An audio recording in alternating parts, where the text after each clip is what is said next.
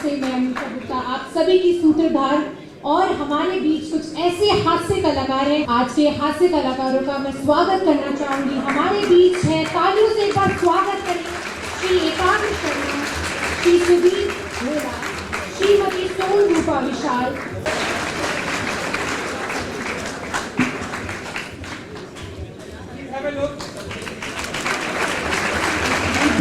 अगर इकबाल जी और श्री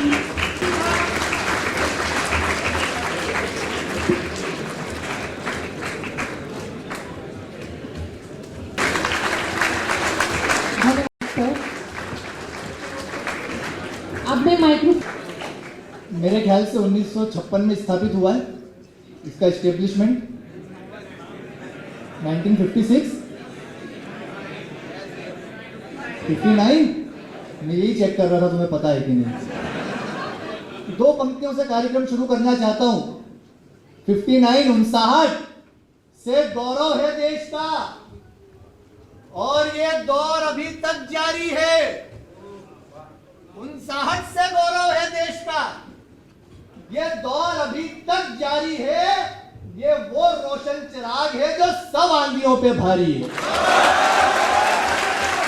तो मैं कुछ आपको साहित्यिक सुना सकूं, कुछ अच्छा सुना सकूं, और जो लोग हिंदी सुनने आए हैं उनको आनंद आएगा।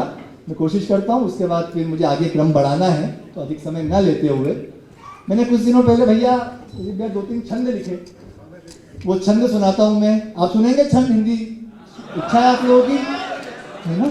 अभी आपको और भरपूर आनंद आएगा। पर जो लोग पोएट्री सुनने आए हैं उनको भी मिले कुछ। मैंने ये इमेजिनेशन किया कि जब हमारी माता पार्वती विवाह के बाद पहली बार अपनी सहेलियों से मिली होगी, मायके गई होगी, तो सहेलियों की आदत होती, वो पूछती जीजा जी कैसे हैं, उन्हें क्या पसंद है, रूठ जाते हैं तो कैसे मनाती हो, है ना? उनकी क्या आदतें हैं। तो जगदम्बा भवानी ने, हमारी माता पार्वती ने हमारे पिता भोलेनाथ के बारे में क्या वर्णन किया होगा, ये इस छंद का विषय है। सुनिएगा आप।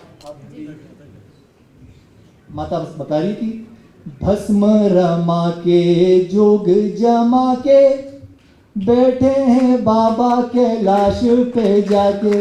इसे कीर्तन मत समझो, ताली मत बजाओ। हाँ,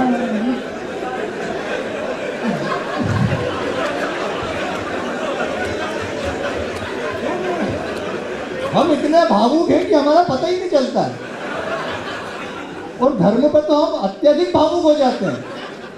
मैं अभी 4 दिन पहले ओंकारेश्वर में घूम रहा था, तो वहां लिखा हुआ था कि 350 साल वाले बाबा के दर्शन करना हो तो अंदर गुफा में आए, और नीचे लिखा था मात्र 10 रुपए में।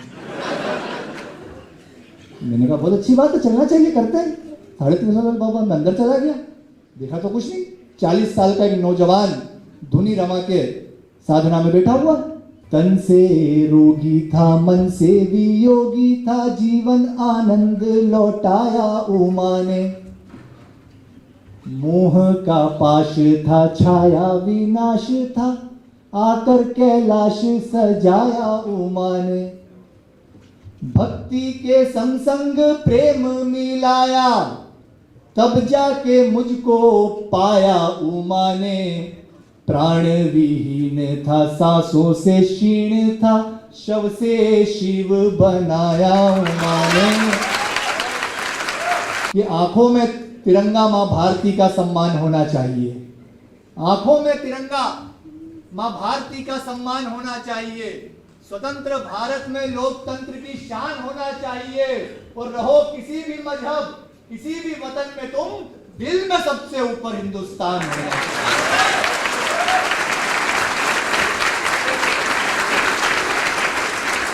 बहुत बहुत शुक्रिया IIT अंतराग्नि।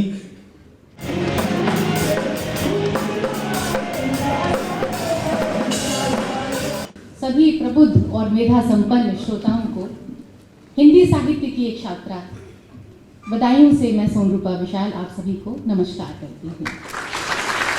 मां सरस्वती को सादर वंदन करती हूँ और बहुत अच्छी शुरुआत एकाग्र जी ने इस कवि सम्मेलन को दी है।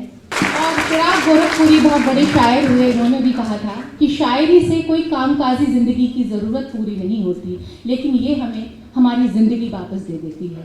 थोड़ी देर अपने आप को भूल जाइए, मेरी कविताओं में खो जाइए। यहाँ से मैं यात्रा प्रारंभ करती हूँ कि प्यार वफा से, अपनेपन से, रिश्तेदारी खत्म ना हो। प्यार वफा से, अपनेपन से, रिश्तेदारी खत्म ना हो।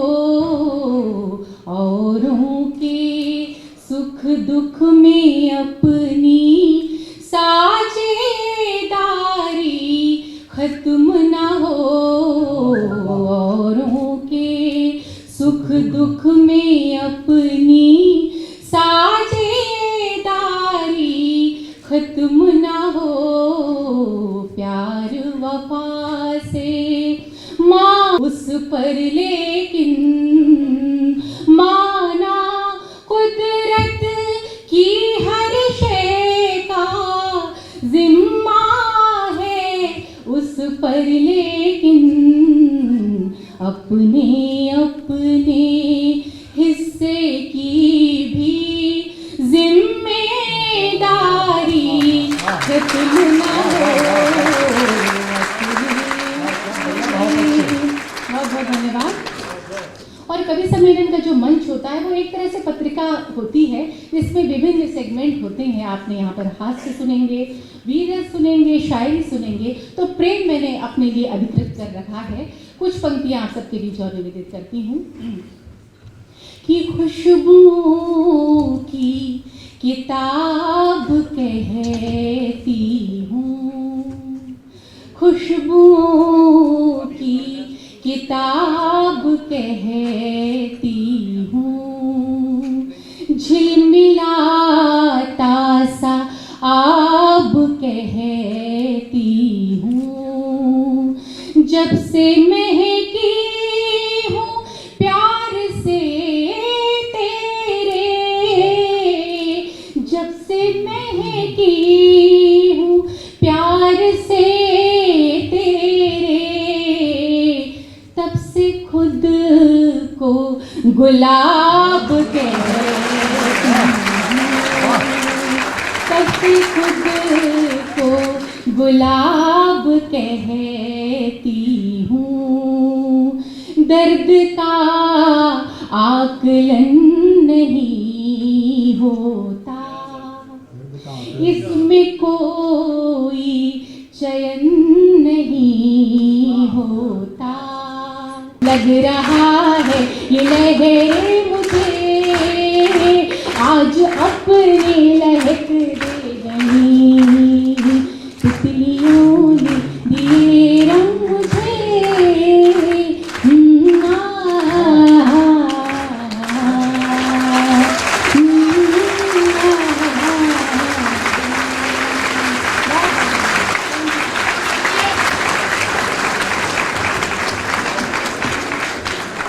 बहुत बढ़िया काव्य पाठ।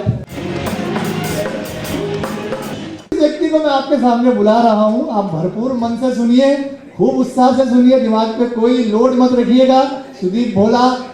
अच्छा आप देखिए इनके नाम में हिंदी में, जो लोग हिंदी समझते हैं यहाँ पे, हिंदी में दो चीज होती है, उपसर्ग और प्रत्यय। नाम के आगे ये सु लग जाता है ना, नाम के आगे, जैसे शासन तो सुशासन, मतलब उस चीज की उपमा बढ़ जाती है। और वहां कुंवर वर में कु ही लगता है, और उसमें अगर सु लगा दो तो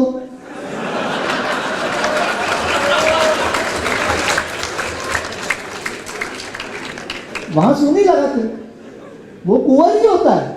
और वो कुंवर इसलिए होता है क्योंकि वो लड़की का जो पिता है वो अपने दामाद को कुंवर कहता है ताकि जमाने की नजर मेरी बेटी के सुहाग पे न लगे, इसलिए वो कुंवर कहता है उसको। मैं जब सुदीप भैया की तरफ देखता हूँ, उनकी उपलब्धियां देखता हूँ, उनका काव्य पाठ देखता हूँ, तो मुझे लगता है ये हमारे हिंदी कवि सम्मेलनों के माथे का टीका है। इनके आगे सू होना आवश्यक है, क्योंकि जिस मंच पे सुदीप भैया बैठे होते हैं उस मंच वो कामयाबी एक पायदान ऊपर चली जाती है, वो कार्यक्रम एक पायदान ऊपर चले जाता है। तो आप जोरदार तालियों से स्वागत करिए आदरणीय सुदीप भोला। तो ये सुन लिया था मैंने कि नाम के आगे सू लगा हो तो अच्छा होता है, कू लगा हो तो बुरा होता है। तो बोले मेरे ससुर जी, आइए कुंवर जी। मैंने कहा कुंवर नहीं, सू लगाइए। एक बार इनके लिए तालियां बजाइए। सोन रूपा जी ने बहुत अच्छा प्रेम के गीत सुनाए। मैं प्रेम पर गीत नहीं लिख पाता कभी भी, क्योंकि मेरा मानना है कि ये प्रैक्टिकल का काम है, थ्योरी का काम नहीं है।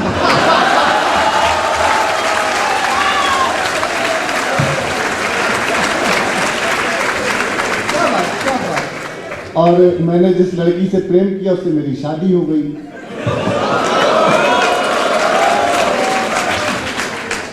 फिर असलियत सामने आ गई। किन विषयों पे कविता लिखें? पत्रकार बैठे हैं, अमर उजाला और मिठाई और भी तमाम। हाँ मैं वही, हाँ इंडिया न्यूज। दीपक चौरसिया वाली है क्या?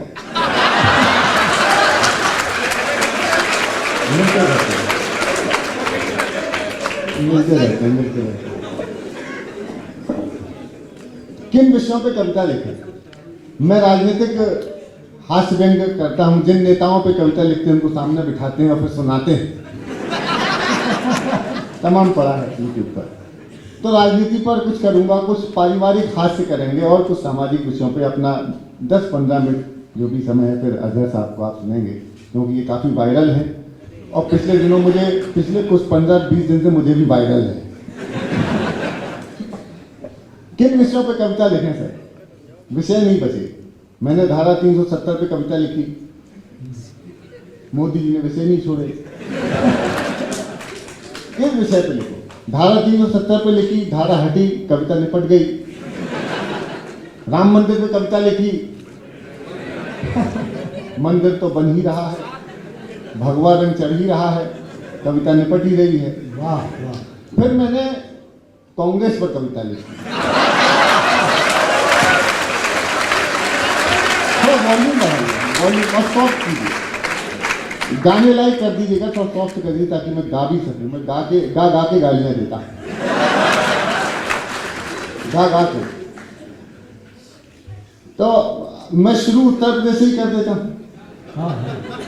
यूपी में बाबा आ गए, यूपी में बाबा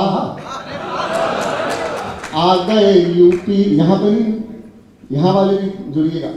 आ गए यूपी में बाबा आ गए। मैं उत्तर प्रदेश का चुनाव परिणाम सुनाऊंगा, ये उसकी भूमिका में सुना रहा हूँ। उत्तर प्रदेश का चुनाव परिणाम और गाना है कच्चा बादाम। कहाँ गए जो पूछ रहे थे यूपी में काबा, आ गए यूपी में बाबा आ गए यूपी में बाबा।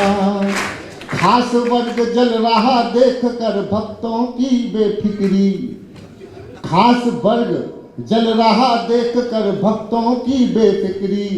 खास क्षेत्र में बढ़ गई देखो है बरनौल की बिक्री। जिसको फ्लावर समझ रहे फ्लावर समझ रहे थे, फ्लावर निकल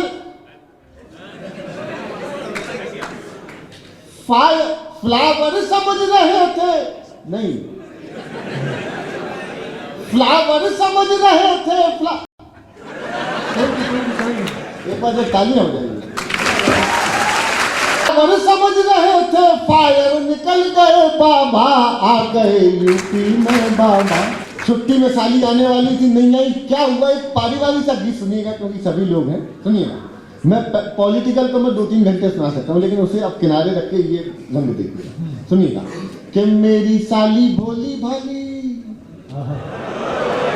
हाँ बिल्कुल इतनी ही है। मेरी साली भोली भाली जैसे लगी पुल से डाली, छुट्टी में थी आने वाली, दोनों हाथ बजाते ताली, लेकिन साला आके लेकिन साला आके टेंशन दे गया, घरवाली को भी आके ले गया। साला बैठे खाली टेंशन दे गया, घरवाली को भी आके ले गया। जिसकी शादी हुई ना हुई सगाई, वो क्या जाने भला पीर पर आई। एक थैली के चट्टे बट्टे सारे दांत कर गया खट्टे, और फिर बाथरूम से मंजन ले गया। आप कहेंगे कितना घटिया साला है, मंजन ले गया। दरअसल वो रामदेव बाबा का बड़ा भक्त है, मंजन पतंजलि का था, करला वाला भक्त है। दिन भर अनुलोम विलोम करता है, दिन भर 2 बंडल खत्म होते हैं।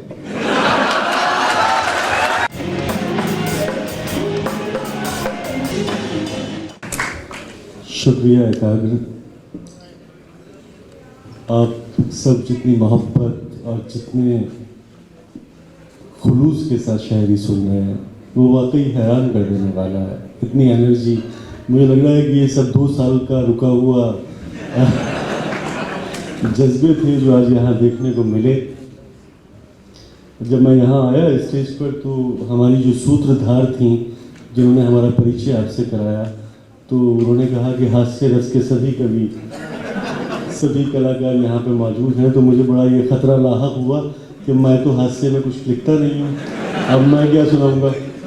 तो खैर मुझे एक वाक़या याद आ रहा था कि एक शागिर्द अपने उस्ताद के पास पहुँचा और जाकर कहा कि मैंने एक शेर कहा है। उस्ताद ने कहा कि भाई सुनाइए। शागिर्द ने शेर सुनाया कि कम से कम 2 दिल तो होते इश्क में, कम से कम 2 दिल तो होते इश्क में, एक रखते एक खोते इश्क में। अपनी मर्यादाओं का गुणगान करते रह गए, देश हित में देश का नुकसान करते रह गए।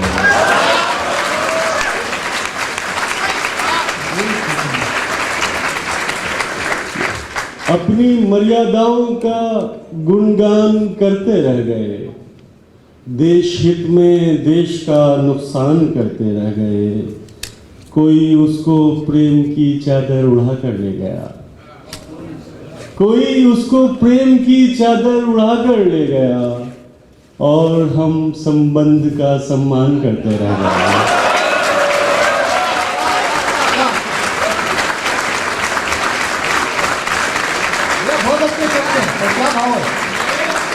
कोई उसको प्रेम की चादर उड़ा कर ले गया, और हम संबंध का सम्मान करते रह गए। प्रेम का स्नान कर मन हो गया यज्ञोपवीत,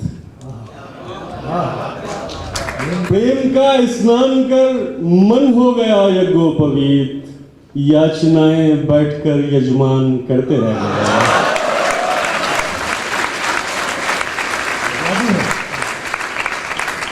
प्रेम का स्नान कर मन हो गया यज्ञोपवीत, याचनाएं बैठकर यजमान करते रह गए। रोक कर बैठे रहे ऊंचे भवन पेड़ों की धूप। मैं तो पुराने ख्यालात का आदमी हूं, तो अभी तो हालात बदल चुके हैं, अभी तो खूब सांस लिया जा रहा है। उसे अच्छा नहीं लगता धुएं में सांस लेना, मुझे हमारे वास्ते सिगरेट भी वर्जित हो न जाए।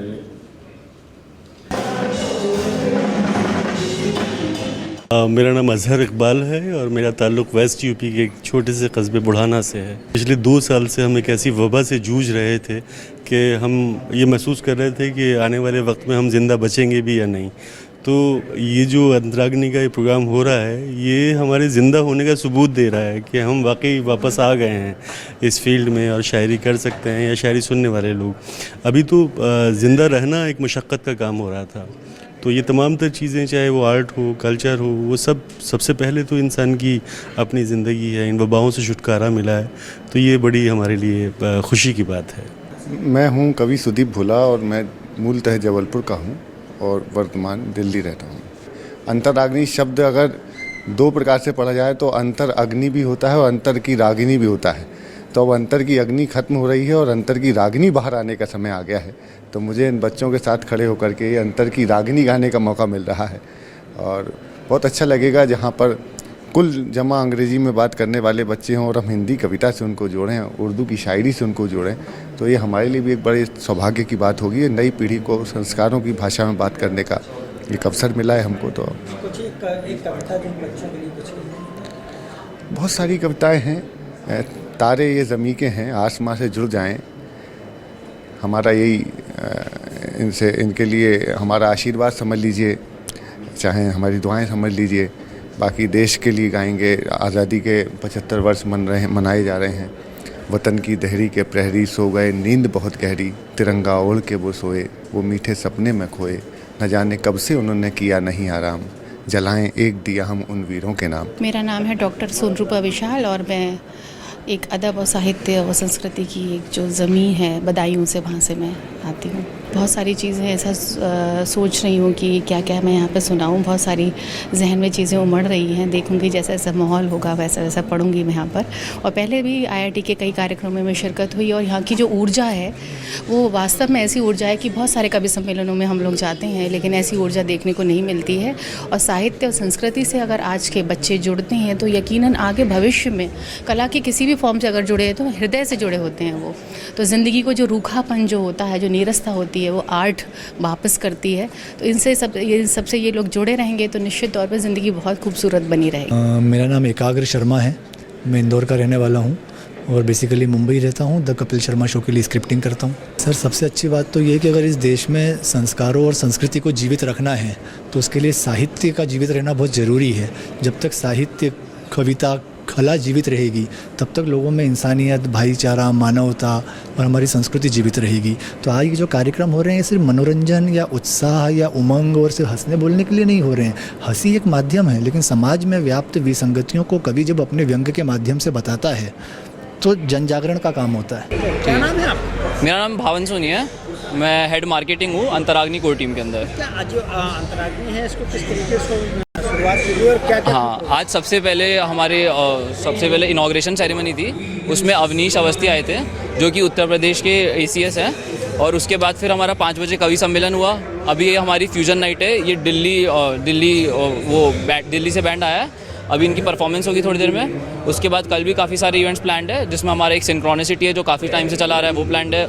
उसके अलावा सारे इवेंट जो है ऑनलाइन स्ट्रीम भी हो रहे हैं। आप 56.antaragni.in पे जाके उसको देख सकते हैं।